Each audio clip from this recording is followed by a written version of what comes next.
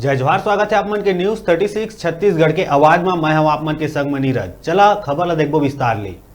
बलौदाबाजार के बिलाईगढ़ ब्लॉक अंतर्गत प्राथमिक स्वास्थ्य केंद्र भटगांव में वैक्सीन टीकाकरण लगातार जारी है, जेकर कारण आसपास के ही नहीं बल्कि दूर दराज के ग्रामीण भी टीका लगवाए बर पहुंचा थे, जेकर से प्राथमिक स्वास्थ्य केंद्र के बाहर काफी भीड़ देखे जावत है। टीका लगवाए बर पहुंचे लोगन मन बर बैठे के उचित व्यवस्था नहीं करे गए, जेकर चलत कोरोना के संक्रमण ला रोकथाम बर बनाए गए गाइडलाइन के पालन नहीं होवत है। एक तरफ जी हाँ, जिला प्रशासन कोरोना संक्रमण के रोकथाम बर सख्ती से पालन करे बर गाइडलाइन जारी करे है। ऐसे में प्राथमिक स्वास्थ्य केंद्र भटगांव में जिला प्रशासन के निर्देश के धज्जी उड़ाए जावत है। स्वास्थ्य केंद्र भटगांव के द्वारा वैक्सीन लगवाए आए लोगन मन बर बैठे के उचित व्यवस्था नहीं होले लोगन मन स्वास्थ्य केंद्र के बाहर और खिड़की के पास भीड़ बना के खड़े हैं, जेमा कतको झन मास्क भी नहीं लगाए है और लोगन मन बिना सोशल डिस्टेंसिंग के खड़े हैं। एकर से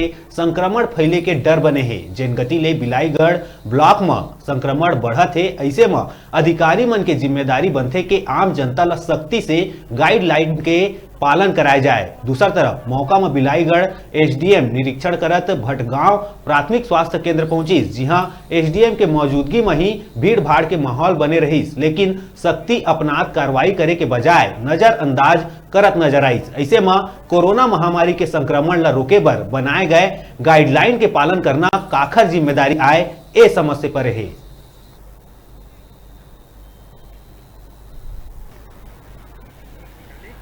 जो कुर्सियां हैं नगर पंचायत द्वारा बनाई गई है उसमें बैठाया जा रहा है और अभी जनता जागरूक हो गई है, इसलिए वैक्सीनेशन की संख्या बढ़ रही है लगवाने वालों की।